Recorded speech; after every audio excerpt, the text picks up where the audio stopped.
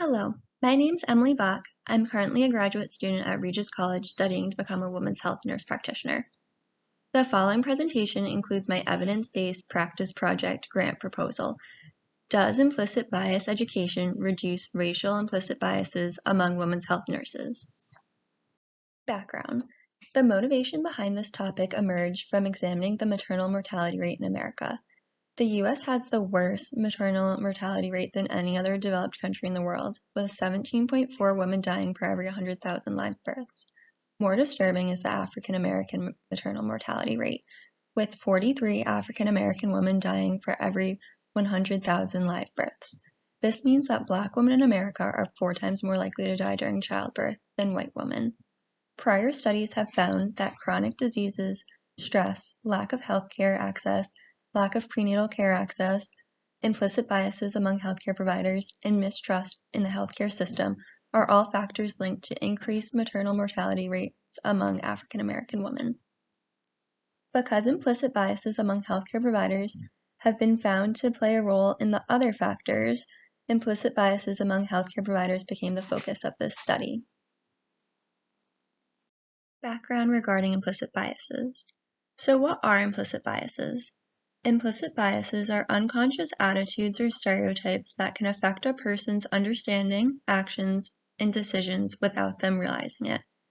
Research shows that 29% of healthcare providers believe they have implicit biases. In fact, nearly all healthcare providers exhibit implicit biases. Healthcare providers' implicit biases have been found to contribute to poor clinical judgments, inequalities in healthcare access, mistrust of healthcare providers, poor patient satisfaction, and poor health outcomes, including an increased maternal mortality rate among African American women. Background regarding reducing implicit biases. Previous studies have been conducted on ways to reduce implicit biases among healthcare providers. Previously researched interventions include implementing standardized protocols in hospitals, increasing education and training among healthcare providers, including teaching about cultural humility, providing culturally sensitive care to patients, and implementing legislative policies.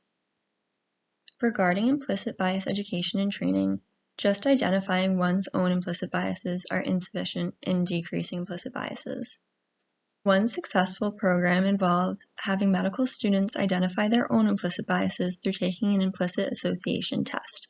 They next were educated on implicit biases in healthcare, and then they learned about implementing implicit bias reduction strategies to incorporate into their practice.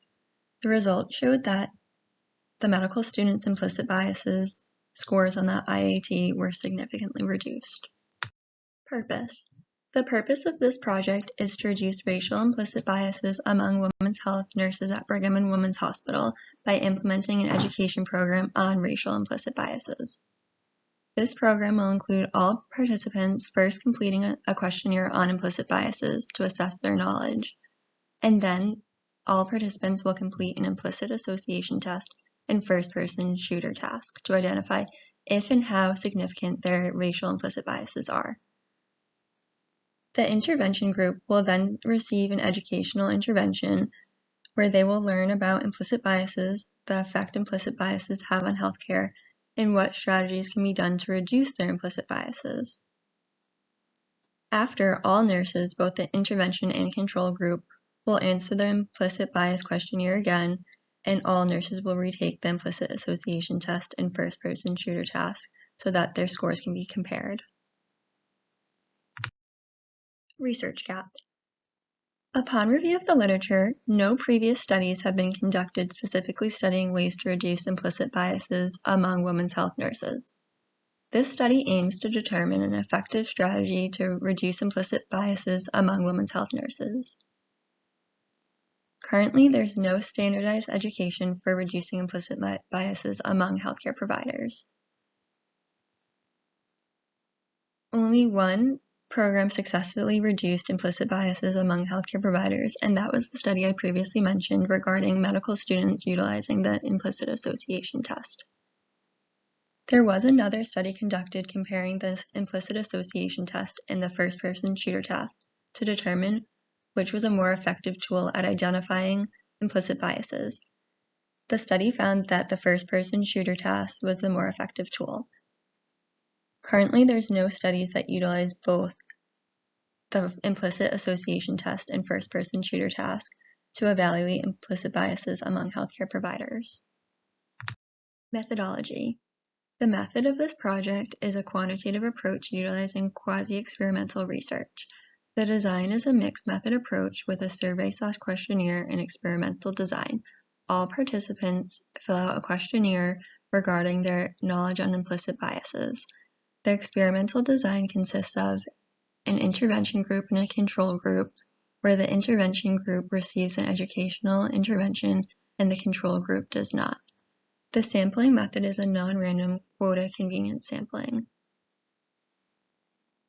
Nurses at Brigham and Women's Hospital who work in the antenatal, labor and delivery, or postpartum care areas will be recruited through an email in their work email.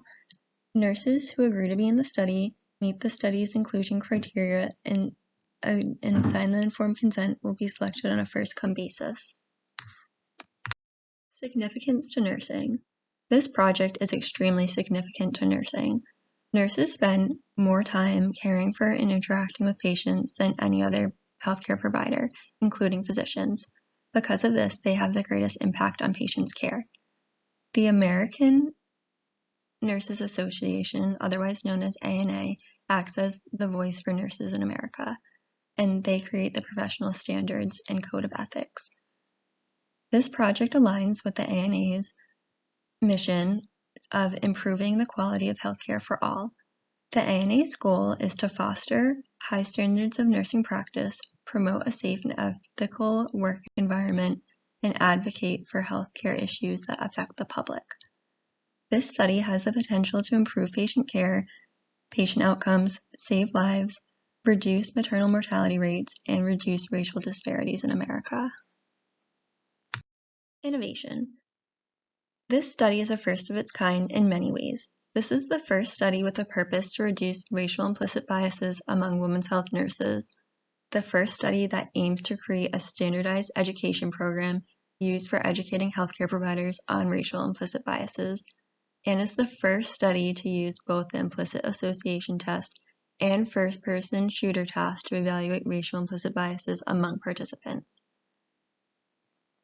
This study helps Brigham and Women's Hospital continue to lead in accelerating discoveries that improve human health and aligns with their goal to unite against racism. Currently, only Brigham and Women's physician residents receive training on cultural disparity in an effort to reduce implicit biases among healthcare providers. Funding.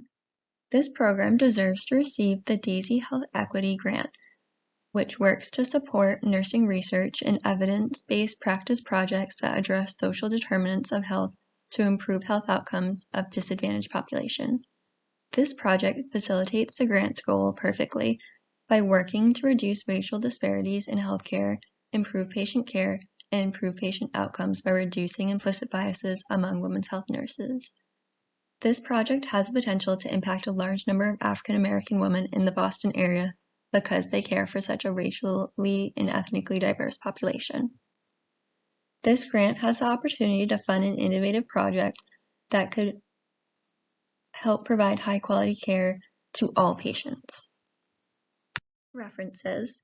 Here are some of the sources I utilized in this presentation. Thank you so much for listening to my presentation, and I hope you enjoyed it.